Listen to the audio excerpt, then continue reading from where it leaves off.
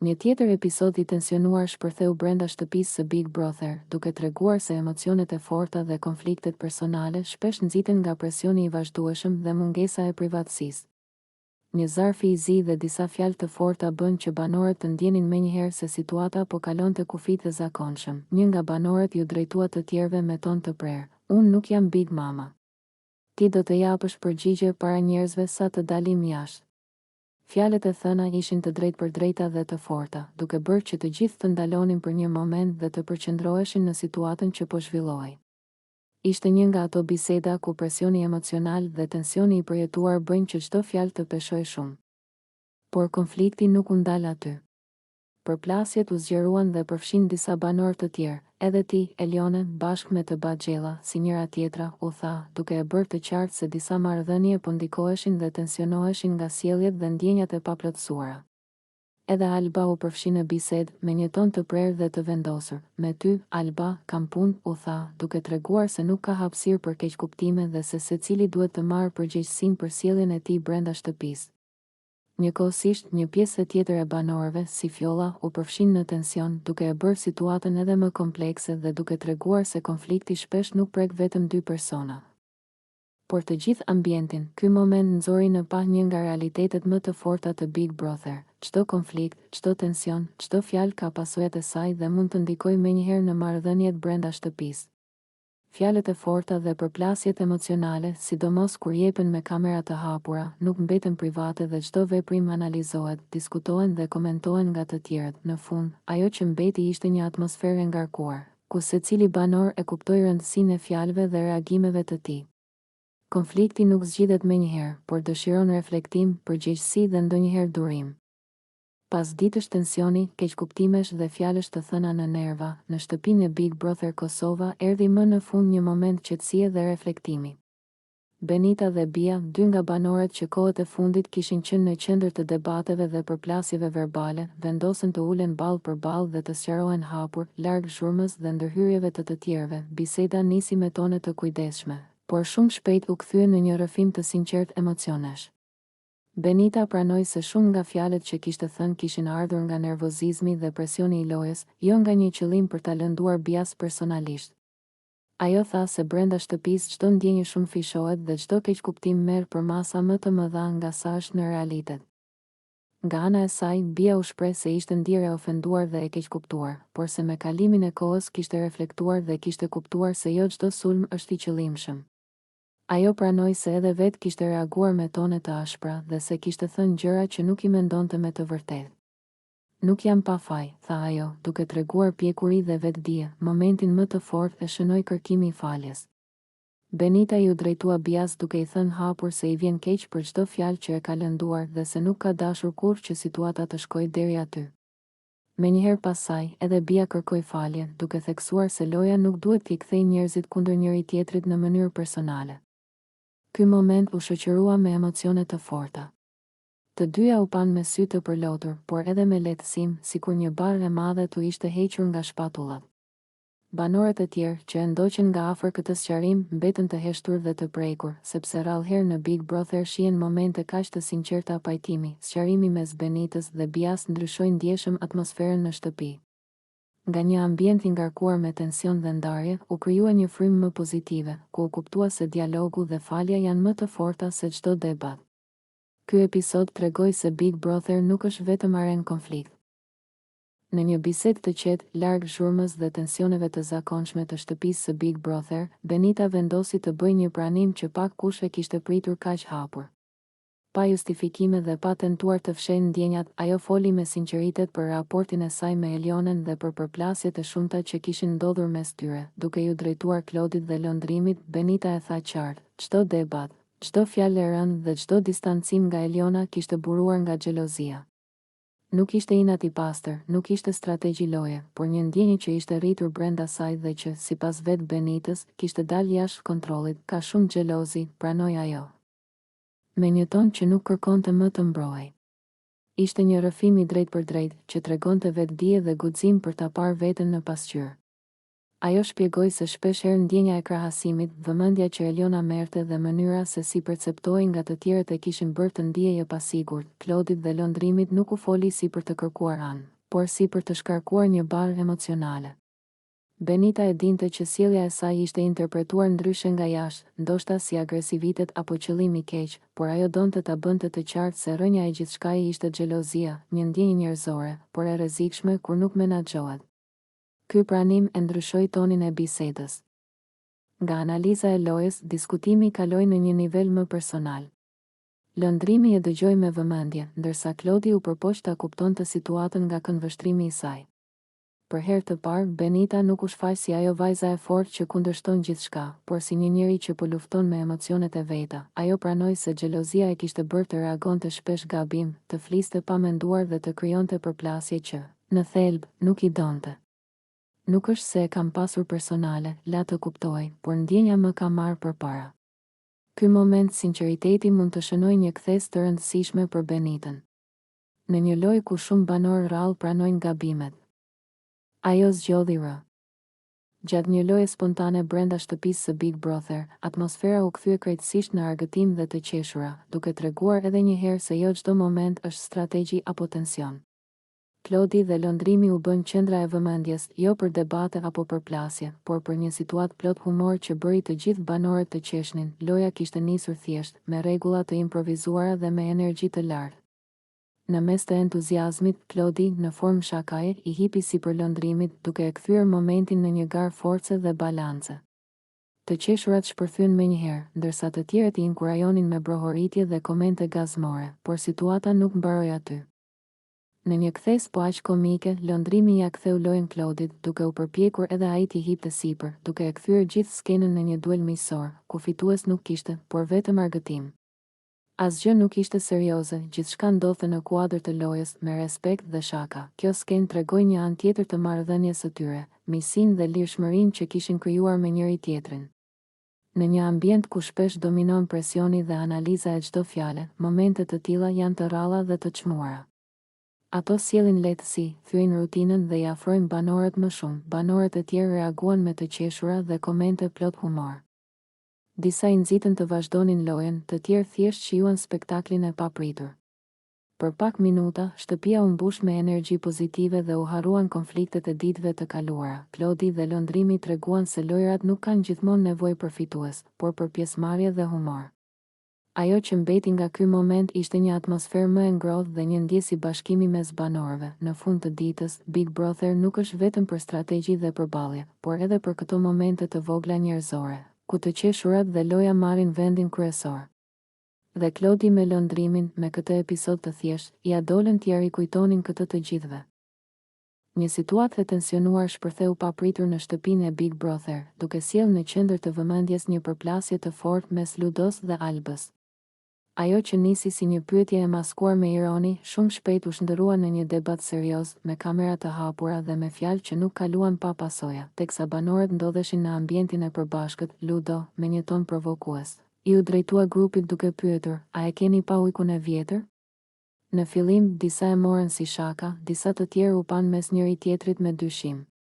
Por shumë shpejt u bë qartë se kjo nuk ishte një pyetje e pafajshme. Pseudonimi ishte drejtuar qartazi ndaj Albës dhe ajo e kuptoi menjëherë se po etiketohej në mënyrë fyese dhe nënçmuese. Alba nuk zgjodhi të heshtë. Me një qëndrim të fortë, ajo ju kthye Ludos pa hezitim. Zëri i saj ishte i prerë, i qartë dhe i vendosur. "Mos më thirr me pseudonime," i tha ajo. "Sidomos kur janë fyese." Përplasja u ashpërsua kur Alba e vuri theksin te fakti se kamerat ishin të hapura dhe se çdo fjalë po dëgjohej nga publiku. Ajo e akuzoi Ludon se po përpiqej ta ulte dhe ta provokonte, duke përdorur etiketime që nuk kishin asgjë të bëjnë me lojën, por me mungesën e respektit personal. "Do të kërkosh falje për këtë gjë," i tha Alba drejt për drejt, pa ngritur zërin, por me autoritet. Nuk ishte kërkesë e butë, ishte një kërkesë llogarie. Ajo e bëri të qartë se nuk pranonte të quhej në atë mënyrë. As si shaka dhe as si strategji, Ludo u përpoq fillimisht ta relativizonte situatën, duke e quajtur një nofk loje, por reagimi i Albës nuk la vend për keqkuptime. Ajo theksoi se loja nuk justifikon mungesën e respektit dhe se fjalët kanë peshë, sidomos kur thuhen para kamerave dhe publikut të gjerë. Banorët e tjerë u përfshin me shikime të ngrira dhe heshtje të sikletshme. Disa u përpoqen ta qetësonin situatën, të tjerë thjesht vëzhgonin, duke kuptuar se kjo përplasje nuk ishte thjesht një debat momental, por një vijë e kuqe që ishte kaluar. Ky episod nxori në pahje. Në mes të gjithë zhurmës, debateve dhe strategjive që e karakterizojnë një edicion të fortë të Big Brother, një pamje e thjeshtë ka mjaftuar për të tërhequr vëmendjen e publikut, dolce në krahët e lëndrimit. Një moment i qetë, i natyrshëm, pa skenar dhe pa teprime, por që flet më shumë se mira fjalë. Çifti simpatik Bjond ka arritur të krijojë një lidhje që ndihet e pastër dhe e sinqertë. Në krahët e njëri tjetrit, dolce dhe lëndrimi duken të qetë, të mbrojtur dhe të sigurt.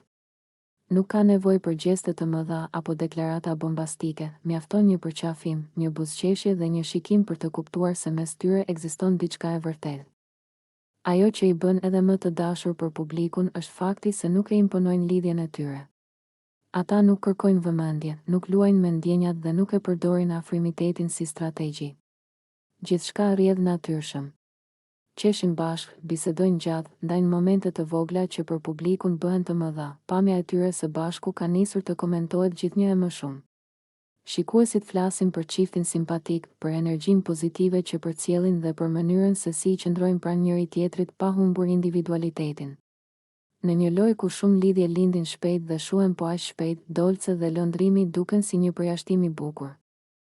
Lëndrimi shfaqet si mbështetje e qetë, i qëndrueshëm dhe i matur, ndërsa dolce sjell butësi, ngrohtësi dhe një ndjenjë sigurie emocionale. Bashk, ata krijojnë një ekuilibër që rrallë shihet në këtë format. Nuk përzihen në konflikte të kota, nuk mbajnë anë për interesa momentale dhe ruajnë qëndrimet e tyre me dinjitet. Nuk është çudi që shumë kush tashmë i sheh si çiftin më të komentuar të momentit. Jo për skandale, por për mënyrën se si dashuria e tyre po ndërtohet pa zhurmë. Për publikun, kjo është freskuese. Një histori që nuk ka nevojë për dramatizim për të qenë interesante. Në fund, dolce në krahët e lëndrimit nuk është thjesht një pamje romantike. Është një simbol i qetësisë në një ambient. Pas javësh të tëra tensioni, shikimesh të shmangura, bisedash të lëna për gjysmë dhe një kimje që ndihej në ajër, Edi dhe Bia më në fund e thyen akullin. Mbrëm ndodhi diçka që deri tani nuk kishte ndodhur kurrë në shtëpinë e Big Brother Kosova, një moment që i la banorët dhe publikun pa fjalë, gjithçka nisi qetë, pa zhurmë, pa skenar të dukshëm. Një bisedë e thjeshtë, disa të qeshura të ndrojtura dhe ajo ndjesia që mes tyre kishte kohë që priste të shpërthente.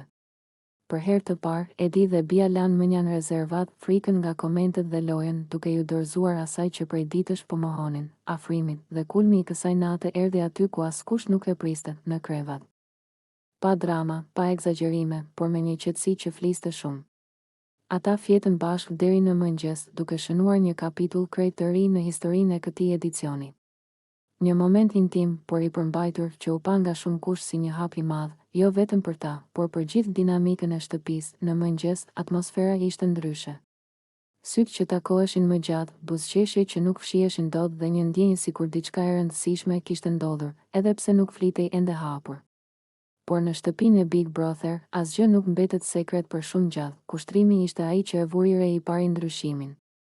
Me intuitën e tij dhe vëmendjen ndaj detajeve. Ai e kuptoi se mes Edit dhe Bias kishte ndodhur diçka më shumë se zakonisht.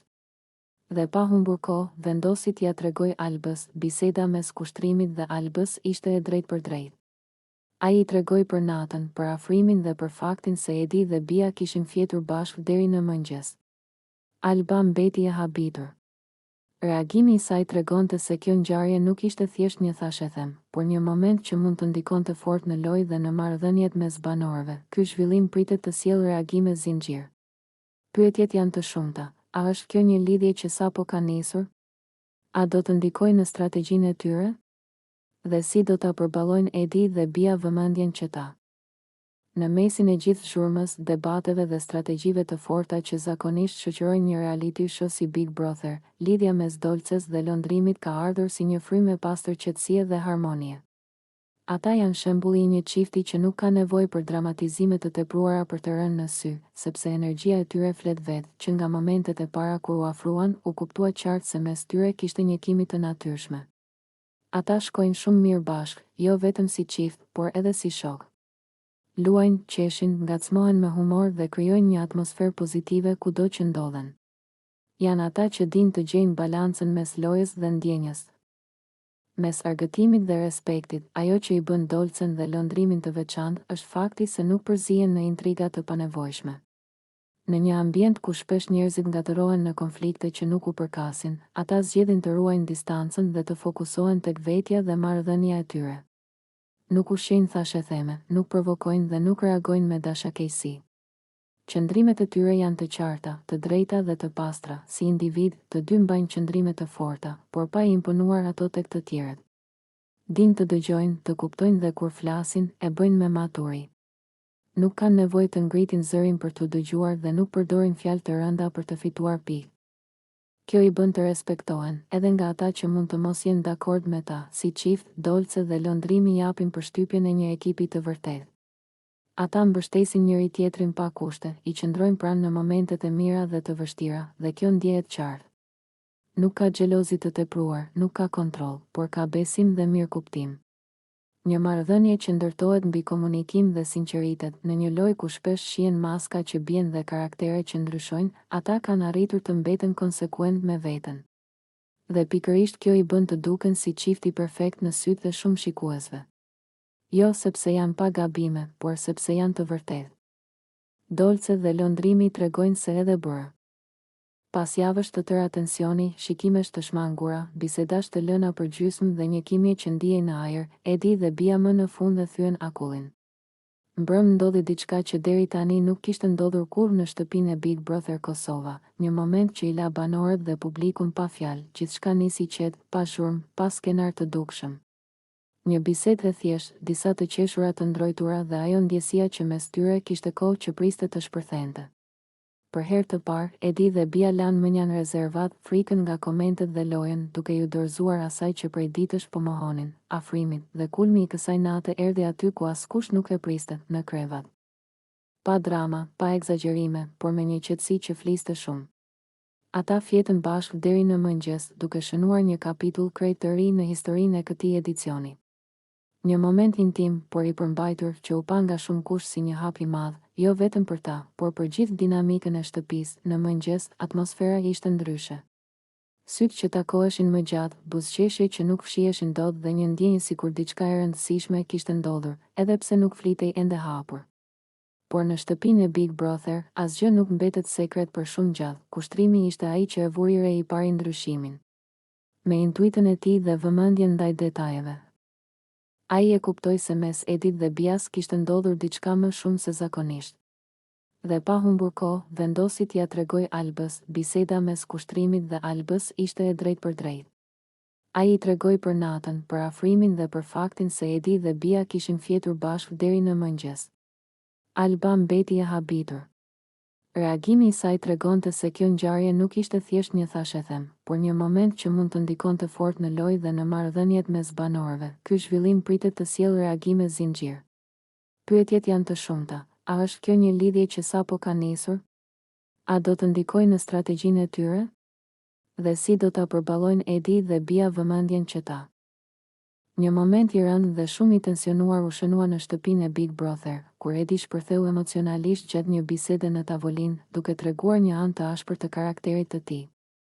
Me zë të ngritur dhe ton të prerë, ai u drejtua drejt për drejt ndaj bashkëbiseduesit, duke shprehur hapur pa kënaqësinë dhe kufitë e tij personal. E kam shumë mërzi, tha Edi, kur jam unë në tavolinë dhe dikush më ngrit zërin. Fjalët e tij nuk ishin thjesht ankesë, por paralajmërim. Ai theksoi se për të respekti është vijë e kuqe dhe se nuk e toleron mungesën e tij, sidomos në një ambient ku bashkëjetesa është e detyruar dhe presioni është i përhershëm. Në vazhdim, Edi bëri një deklaratë që e rëndoi edhe më shumë atmosferën.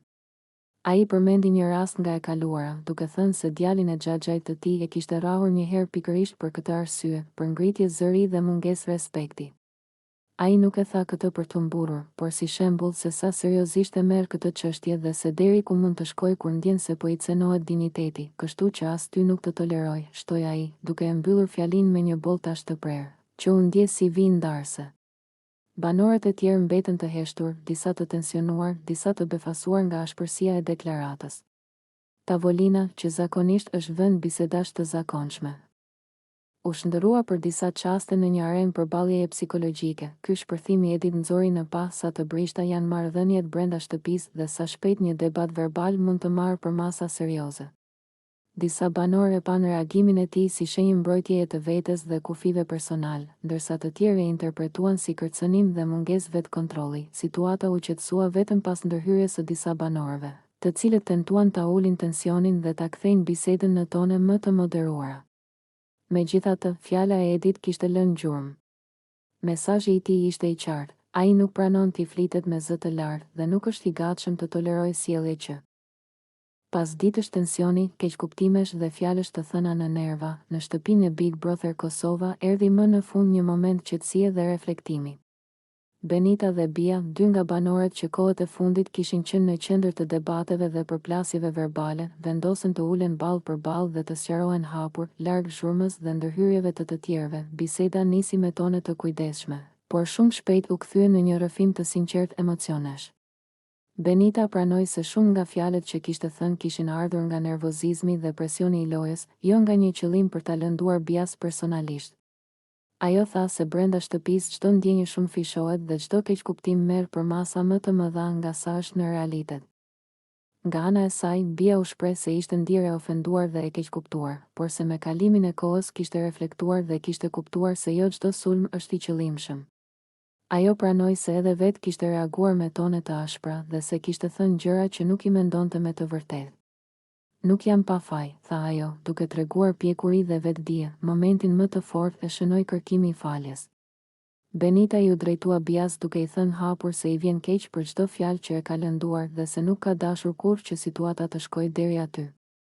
Menjëherë pas saj, edhe Bia kërkoi falje, duke theksuar se loja nuk duhet t'i kthejë njerëzit kundër njëri tjetrit në mënyrë personale. Ky moment u shoqërua me emocione të forta. Të dyja u panë me sy të përlotur, por edhe me lehtësim, sikur një barë e madhe t'u ishte hequr nga shpatullat. Banorët e tjerë, që e ndoqën nga afër këtë sqarim, mbetën të heshtur dhe të prekur, sepse rrallëherë në Big Brother shihen momente kaq të sinqerta pajtimi. Sqarimi mes Benitës dhe Bias ndryshoi ndjeshëm atmosferën në shtëpi. Nga një ambient I ngarkuar me tension dhe ndarje, u krijua një frymë më pozitive, ku u kuptua se dialogu dhe falja janë më të forta se çdo debat. Ky episod tregoi se Big Brother nuk është vetëm arenë konflikt. Një nga momentet më të forta emocionalisht shpërtheu në shtëpinë e Big Brother, kur Ploti humbi kontrollin dhe ju drejtua Benitës me zë të lartë, mes nervash dhe shgënjimit të akumuluar. Përballë saj dhe banorëve të tjerë, ai shpërtheu: "Pse më ke tradhtuar me tonin?" Zëri I tij u shtoi në gjithë shtëpinë, duke ngrirë për disa sekonda çdo lëvizje dhe çdo bisedë tjetër. Ploti ishte I skuqur në fytyrë, me syt plot mllef dhe dhimbje. Nuk ishte thjesht xhelozi, por ndjenja se ishte përdorur dhe se diçka ishte bërë pas shpine. Ai vazhdoi me akuza edhe më të forta: "Edhe këtë e ke bërë, edhe tonin e ke futur në mes. Nuk të mjaftoi çka bëm ne?" Fjalët e tij dolën pa filtër, të ngarkuara emocionalisht, duke treguar se për të kjo situatë kishte kaluar kufijtë e lojës. Benita mbeti për disa çaste e heshtur, e befasuar nga shpërthimi I Klodit dhe nga mënyra se si u ekspozua situata para të gjithëve. Ajo u përpoq të mbrojë, duke thënë se gjithçka po interpretohej gabim dhe se nuk kishte tradhti, por tensioni tashmë ishte ndezur. Çdo fjalë e saj dukej sikur I hidhte më shumë benzinë zjarrit, sepse Klodi nuk ishte gati të dëgjonte justifikime në atë moment. Toni, I përmendur drejt për drejt në debat, u gjen në një pozitë të vështirë. Ai tentoi të tërhiqej, duke thënë se nuk kishte bërë asgjë të keqe dhe se nuk donte të ishte pjesë e një konflikti që nuk I takonte. Megjithatë, prania e tij vetëm sa e rriti nervozizmin e Klodit, I cili e pa situatën si një provë të asaj që e kishte dyshuar prej kohësh. Banorët e tjerë u mblodhen rreth tyre, disa duke u përpjekur ta qetësonin Klodin, të tjerë duke tërhequr Benitën më njanë. Atmosfera u bë e rëndë, plot tension dhe emocione të forta. Ishte një nga ato momente kur Big Brother pushon së qeni lojë dhe shndërrohet në një arenë ndjenjash reale, ku xhelozia, shkënjimi dhe krenaria përplasen pa mëshirë. Klodi vazhdoi të shprehte dhimbjen e tij, duke thënë se nuk e meritonte këtë trajtim dhe se ndjehej I poshtëruar. Për të, kjo nuk ishte. Pas zhurmës së madhe që u krijua në shtëpinë e Big Brother pas një deklarate të fortë të Arditit, Edi ndjeu nevojën të dalë hapur dhe të sqarojë publikisht atë që ishte thënë dhe keq interpretuar. Ai e kuptoi se fjalët kishin marrë për masa më të mëdha nga sa ishte menduar fillimisht dhe se situata po përdorej për të krijuar një imazh të gabuar për të. Edi u shpreh qartë se fjala që kishte thënë nuk kishte të bënte as pak me Arditin. Ai theksoi se rasti që kishte përmendur ishte një situatë e vjetër familjare dhe se bëhej fjalë për djalin e xhaxhait të tij, jo për asnjë banor të shtëpisë. Unë kam thënë që kam rrahur djalin e xhaxhait tim. Jo Arditin, u shpreh ai me ton të prerë, duke u përpjekur të vendos kufi të qartë mes së kaluarës dhe asaj që po ndodh brenda shtëpisë. Sipas Edit, situata kishte ndodhur në një moment tensioni, ku ofendimet kishin kaluar çdo kufi dhe ai kishte reaguar keq, duke tentuar t'i jepte një mësim me një shuplak të fortë. Ai nuk u përpoq ta justifikoj dhunën, por e shpjegoi si një reagim impulsiv të një momenti nervash, duke pranuar se mënyra e reagimit nuk ishte e duhura. Isha t'uja fut një shpull një herë fort, që t'i vinin mend rrokull, tha ai, duke e pranuar hapur gabimin, por edhe duke theksuar se ishte një situatë që nuk duhej marrë si shembull. Edi shtoi se ajo që e kishte shtyrë në atë reagim kishte qenë ofendimi i rëndë, diçka që sipas tij nuk duhet toleruar, por as nuk duhet kthyer në dhunë. Ai theksoi se sot mendon ndryshe dhe se e kupton se fjalët, sado të rënda, nuk zgjidhen me dorë, por me kontroll dhe përgjegjësi. Kjo deklaratë solli reagime të ndryshme mes banorëve. Disa e vlerësuan faktin që Edi doli dhe sqaroi situatën, duke mos e lënë të keq interpretohet më tej. Të tjerë, megjithatë, mbetën skeptik, duke theksuar se fjalët që lidhen me dhunën kanë peshë të madhe, sidomos në një ambient si Big Brother, ku çdo gjë transmetohet dhe ndikon te publiku. Atmosfera në shtëpi u bë reflektuese. Debati nuk ishte më p.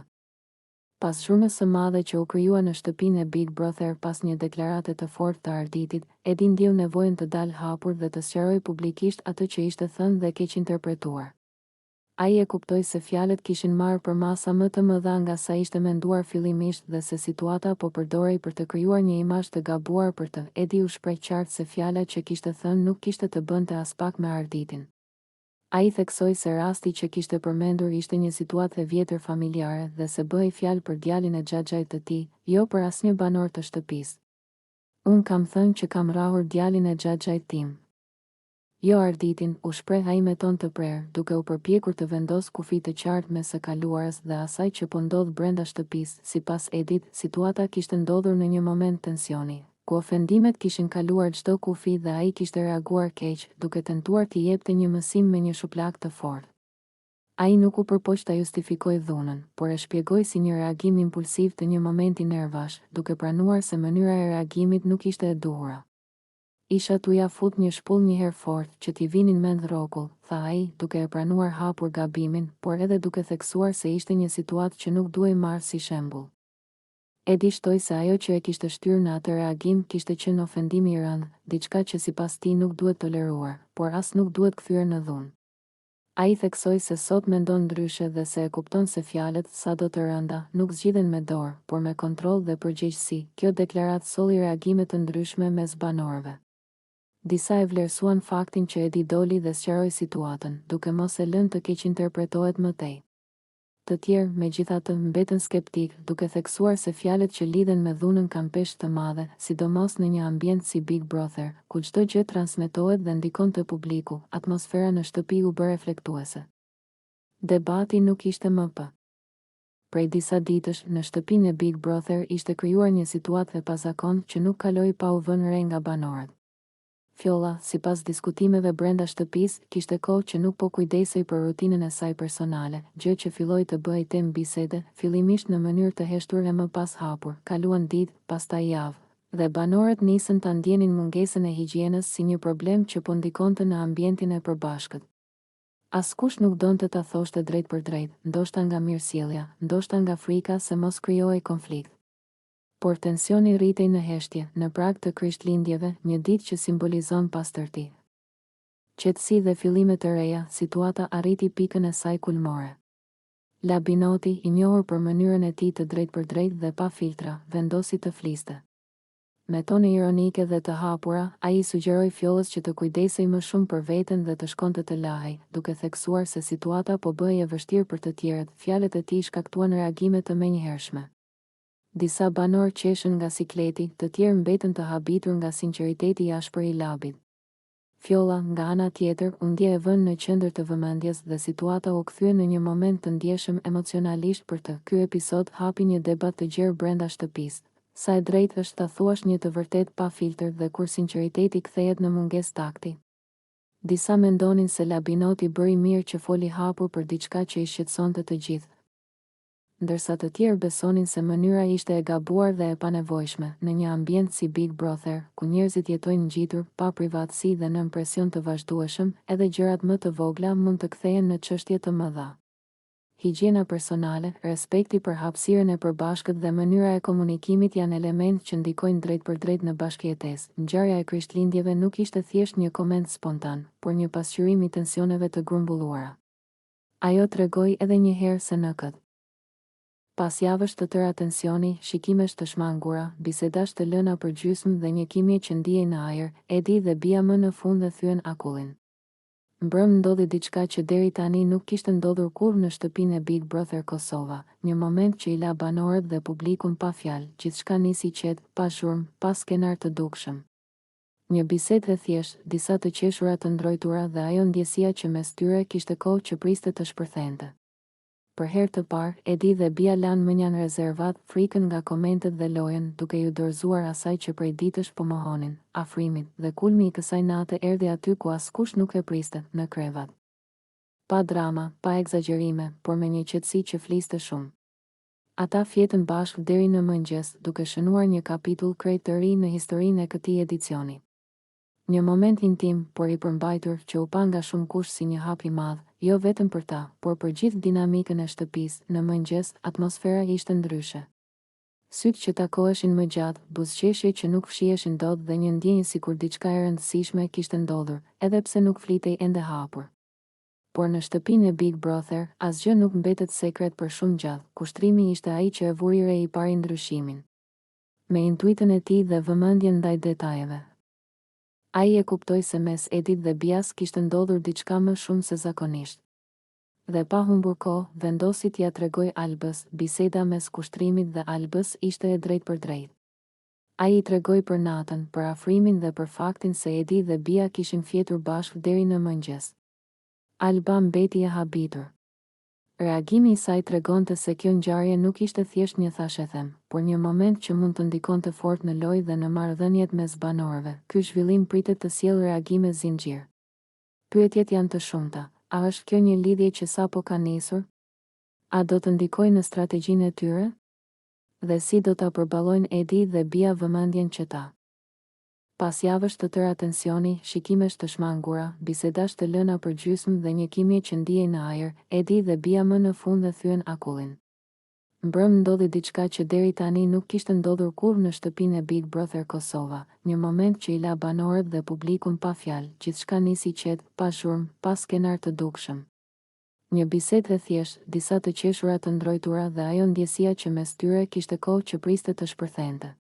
Për herë të parë, Edi dhe Bia lanë mënjan rezervat, frikën nga komentet dhe lojën, duke ju dorëzuar asaj që prej ditësh po mohonin, afrimin, dhe kulmi i kësaj nate erdhi aty ku askush nuk e priste, në krevat. Pa drama, pa egzagjerime, por me një qetësi që fliste shumë. Ata fjetën bashkë deri në mëngjes, duke shënuar një kapitull krejt të ri në historinë e këtij edicioni. Një moment intim, por i përmbajtur, që u pa nga shumë kush si një hap i madh, jo vetëm për ta, por për gjithë dinamikën e shtëpisë. Në mëngjes, atmosfera ishte ndryshe. Sytë që takoheshin më gjatë, buzëqeshje që nuk fshieshin dot dhe një ndjenjë sikur diçka e rëndësishme kishte ndodhur, edhe pse nuk flitej ende hapur. Por në shtëpinë e Big Brother, asgjë nuk mbetet sekret për shumë gjatë. Kushtrimi ishte ai që e vuri re i pari ndryshimin. Me intuitën e tij dhe vëmendjen ndaj detajeve, ai e kuptoi se mes Edit dhe Bias kishte ndodhur diçka më shumë se zakonisht. Dhe pa humbur kohë, vendosi t'ia tregoj Albës. Biseda mes kushtrimit dhe Albës ishte e drejtë për drejtë. Ai i tregoi për natën, për afrimin dhe për faktin se Edi dhe Bia kishin fjetur bashkë deri në mëngjes. Alba mbeti e habitur. Reagimi i saj tregonte se kjo ngjarje nuk ishte thjesht një thashëthem, por një moment që mund të ndikonte fort në lojë dhe në marrëdhëniet mes banorëve. Ky zhvillim pritet të sjellë reagime zinxhir. Pyetjet janë të shumta. A është kjo një lidhje që sapo ka nisur? A do të ndikojë në strategjinë e tyre? Dhe si do ta përballojnë Edi dhe Bia vëmendjen që ta. Pas javësh të tëra tensioni, shikimesh të shmangura, bisedash të lëna për gjysmë dhe një kimje që ndiej në ajër, Edi dhe Bia më në fund dhe thyen akullin. Mbrëm ndodhi diçka që deri tani nuk kishte ndodhur kurrë në shtëpinë e Big Brother Kosova, një moment që i la banorët dhe publikun pa fjalë, gjithçka nisi qetë, pa zhurmë, pa skenar të dukshëm.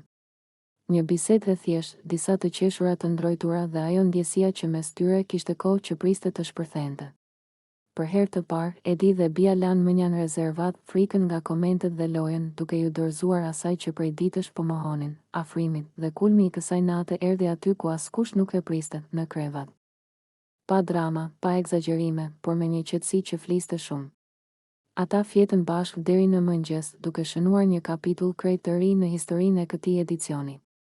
Një moment intim, por i përmbajtur, që u pa nga shumë kush si një hap i madh, jo vetëm për ta, por për gjithë dinamikën e shtëpisë. Në mëngjes, atmosfera ishte ndryshe. Sytë që takoheshin më gjatë, buzëqeshje që nuk fshiheshin dot dhe një ndjenjë sikur diçka e rëndësishme kishte ndodhur, edhe pse nuk flitej ende hapur. Por në shtëpinë e Big Brother, asgjë nuk mbetet sekret për shumë gjatë. Kushtrimi ishte ai që e vuri re i pari ndryshimin. Me intuitën e tij dhe vëmendjen ndaj detajeve. Ai e kuptoi se mes Edit dhe Bias kishte ndodhur diçka më shumë se zakonisht. Dhe pa humbur kohë, vendosi t'ia tregoj Albës, biseda mes kushtrimit dhe Albës ishte e drejtë për drejtë. Ai i tregoi për natën, për afrimin dhe për faktin se Edi dhe Bia kishin fjetur bashkë deri në mëngjes. Alba mbeti e habitur. Reagimi i saj tregonte se kjo ngjarje nuk ishte thjesht një thashëthem, por një moment që mund të ndikonte fort në lojë dhe në marrëdhëniet mes banorëve. Ky zhvillim pritet të sjellë reagime zinxhir. Pyetjet janë të shumta. A është kjo një lidhje që sapo ka nisur? A do të ndikojë në strategjinë e tyre? Dhe si do ta përballojnë Edi dhe Bia vëmendjen që ta? Në mesin e gjithë zhurmës, debateve dhe strategjive të forta që zakonisht shoqërojnë një reality show si Big Brother, lidhja mes Dolces dhe Londrimit ka ardhur si një frymë e pastër qetësie dhe harmonie. Ata janë shembulli i një çifti që nuk ka nevojë për dramatizime të tepruara për të rënë në sy, sepse energjia e tyre flet vetë, që nga momentet e para kur u afruan, u kuptua qartë se mes tyre kishte një kimi të natyrshme. Ata shkojnë shumë mirë bashkë, jo vetëm si çift, por edhe si shok. Luajnë, qeshin, ngacmohen me humor dhe krijojnë një atmosferë pozitive kudo që ndodhen. Janë ata që dinë të gjejnë balancën mes lojës dhe ndjenjës. Mes argëtimit dhe respektit, ajo që i bën Dolcen dhe Londrimin të veçantë është fakti se nuk përzihen në intriga të panevojshme. Në një ambient ku shpesh njerëzit ngatërohen në konflikte që nuk u përkasin, ata zgjedhin të ruajnë distancën dhe të fokusohen tek vetja dhe marrëdhënia e tyre. Nuk ushqejnë thashëtheme, nuk provokojnë dhe nuk reagojnë me dashakejsi. Qëndrimet e tyre janë të qarta, të drejta dhe të pastra, si individ, të dy mbajnë qëndrime të forta, por pa i imponuar ato tek të tjerët. Dinë të dëgjojnë, të kuptojnë dhe kur flasin, e bëjnë me maturi. Nuk kanë nevojë të ngritin zërin për të dëgjuar dhe nuk përdorin fjalë të rënda për të fituar pikë. Kjo i bën të respektohen, edhe nga ata që mund të mos jenë dakord me ta, si çift, Dolce dhe Londrimi japin përshtypjen e një ekipi të vërtetë. Ata mbështesin njëri tjetrin pa kushte, i qëndrojnë pranë në momentet e mira dhe të vështira, dhe kjo ndjehet qartë. Nuk ka xhelozi të tepruar, nuk ka kontroll, por ka besim dhe mirëkuptim. Një marrëdhënie që ndërtohet mbi komunikim dhe sinqeritet, në një lojë ku shpesh shihen maska që bien dhe karaktere që ndryshojnë, ata kanë arritur të mbeten konsekuent me veten. Dhe pikërisht kjo i bën të duken si çifti perfekt në sytë dhe shumë shikuesve. Jo sepse janë pa gabime, por sepse janë të vërtetë. Dolce dhe Londrimi tregojnë se edhe bërë. Pas javësh të tëra tensioni, shikimesh të shmangura, bisedash të lëna për gjysmë dhe një kimje që ndiej në ajër, Edi dhe Bia më në fund dhe thyen akullin. Mbrëm ndodhi diçka që deri tani nuk kishte ndodhur kurrë në shtëpinë e Big Brother Kosova, një moment që i la banorët dhe publikun pa fjalë, gjithçka nisi qetë, pa zhurmë, pa skenar të dukshëm. Një bisedë e thjeshtë, disa të qeshura të ndrojtura dhe ajo ndjesia që mes tyre kishte kohë që priste të shpërthente.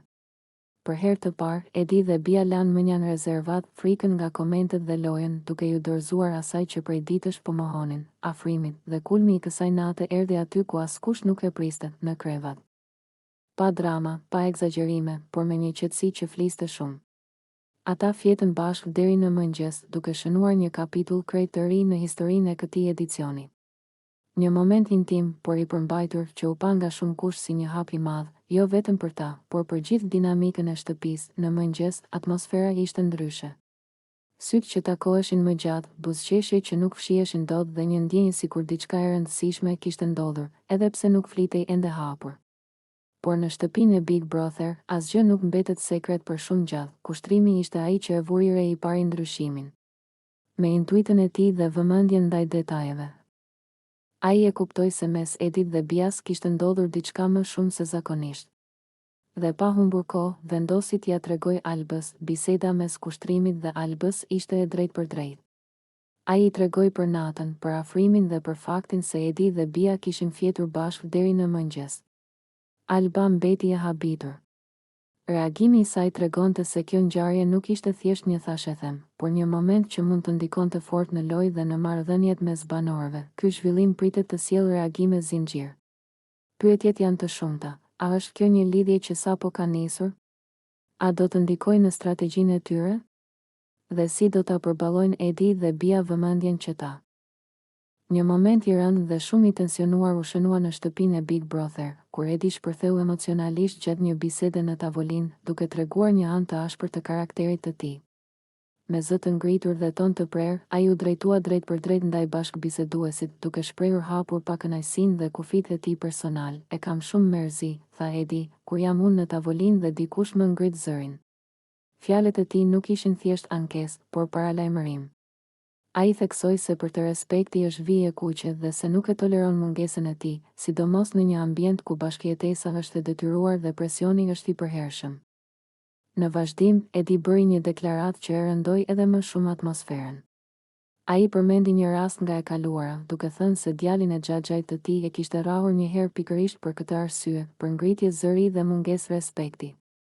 Ai nuk e tha këtë për të mburur, por si shembull se sa seriozisht e merr këtë çështje dhe se deri ku mund të shkojë kur ndjen se po i cenohet dinjiteti, kështu që as ty nuk të toleroj, shtoi ai, duke e mbyllur fjalinë me një bolltash të prerë, që u ndje si vijë ndarse. Banorët e tjerë mbetën të heshtur, disa të tensionuar, disa të befasuar nga ashpërsia e deklaratës. Tavolina, që zakonisht është vend bisedash të zakonshme, u shndërrua për disa çaste në një arenë përballjeje psikologjike. Ky shpërthim i Edit nxori në pa sa të brishta janë marrëdhëniet brenda shtëpisë dhe sa shpejt një debat verbal mund të marrë për masa serioze. Disa banorë e panë reagimin e tij si shenjë mbrojtjeje të vetes dhe kufive personal, ndërsa të tjerë e interpretuan si kërcënim dhe mungesë vetkontrolli. Situata u qetësua vetëm pas ndërhyrjes së disa banorëve, të cilët tentuan ta ulin tensionin dhe ta kthejnë bisedën në tone më të moderuara. Megjithatë, fjala e Edit kishte lënë gjurmë.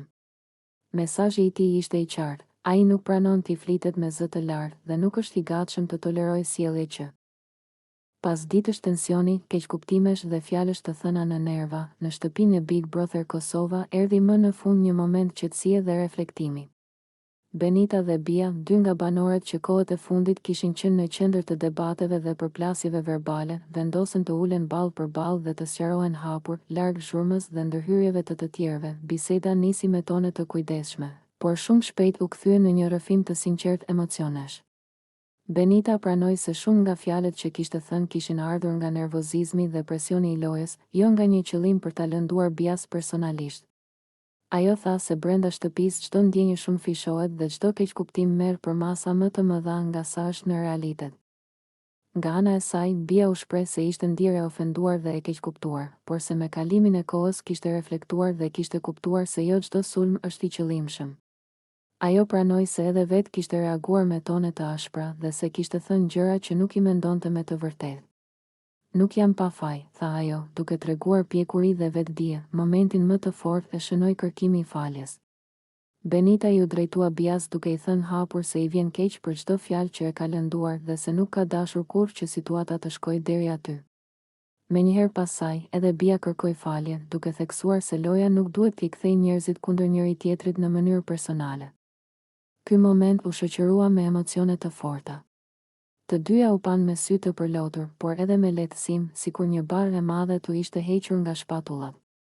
Banorët e tjerë që e ndoqen nga afër këtë sqarim mbetën të heshtur dhe të prekur, sepse rrallëherë në Big Brother shihen momente kaq të sinqerta pajtimi, sqarimi mes Benitës dhe Bias ndryshojnë ndjeshëm atmosferën në shtëpi. Nga një ambient i ngarkuar me tension dhe ndarje, u krijua një frymë më pozitive, ku u kuptua se dialogu dhe falja janë më të forta se çdo debat. Ky episod tregoi se Big Brother nuk është vetëm aren konflikt. Një nga momentet më të forta emocionalisht shpërtheu në shtëpinë e Big Brother, kur Klodi humbi kontrollin dhe ju drejtua Benitës me zë të lartë, mes nervash dhe shgënjimit të akumuluar. Përballë saj dhe banorëve të tjerë, ai shpërtheu: "Pse më ke tradhtuar me tonin?" Zëri i tij ushtoi në gjithë shtëpinë, duke ngrirë për disa sekonda çdo lëvizje dhe çdo bisedë tjetër. Klodi ishte i skuqur në fytyrë, me syt plot mllef dhe dhimbje. Nuk ishte thjesht xhelozi, por ndjenja se ishte përdorur dhe se diçka ishte bërë pas shpine. Ai vazhdoi me akuza edhe më të forta: "Edhe këtë e ke bërë, edhe tonin e ke futur në mes. Nuk të mjaftoi çka bëm ne?"